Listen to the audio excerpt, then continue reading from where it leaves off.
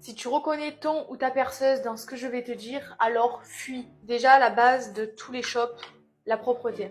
Si tu as un doute sur l'hygiène ou la propreté du shop de ton perceur, fuis. La chose la plus basique, mais si tu as un mauvais pressentiment avec ton ou ta perceuse, ça va pas le faire. On passe aux choses un peu plus techniques, mais très importantes. Les gants stériles. Je vois tellement de vidéos sur TikTok de perceurs et perceuses sans gants stériles, c'est-à-dire des gants noirs, des gants roses, tout, mais pas des gants stériles. Si ton ou ta perceuse te perce au cathéter, je sais que la technique est encore vachement répandue, mais il s'agirait de se mettre à la page. Se faire percer au cathéter, c'est prouvé qu'il y a plus de risques de rejet, d'infection, et surtout que ton piercing ne cicatrise jamais. Maintenant, on favorise l'aiguille, la blade, appelez ça comme vous voulez. Ensuite, si vous avez un peu l'œil, jetez un coup d'œil sur l'asepsie. Dans la très grande majorité des cas, les bons perceurs font ça en 5 temps.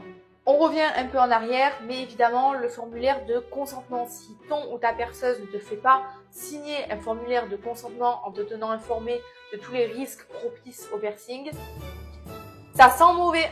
Évidemment, s'il te demande pas ton âge aussi, ça sent mauvais. La communication, c'est la base. Si tu as déjà eu affaire à un perceur qui te ghost pour l'aftercare ou si tu as un petit problème, il te répond jamais. Justement, notre taf aussi à nous, c'est de vous rassurer parce qu'un piercing, c'est quand même une modification corporelle et que au moindre petit truc, on reste humain, on s'inquiète. Moi, je suis désolée, mais je stresse trop quand je vois que mes clientes stressent alors qu'il n'y a pas lieu d'être. Et je suis obligée de leur envoyer un pavé comme ça pour leur expliquer tout dans les détails du pourquoi, du comment, son piercing est comme ci et comme ça. En général, elle est juste dans la phase de cicatrisation normale.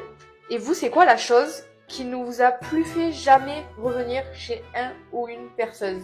Moi, en général, c'est le feeling que j'ai avec la personne. Je trouve ça trop important. C'est comme ce que je disais au début de la vidéo. Si tu sens pas la personne, je suis désolée, ça fait tout et dans n'importe quelle prestation.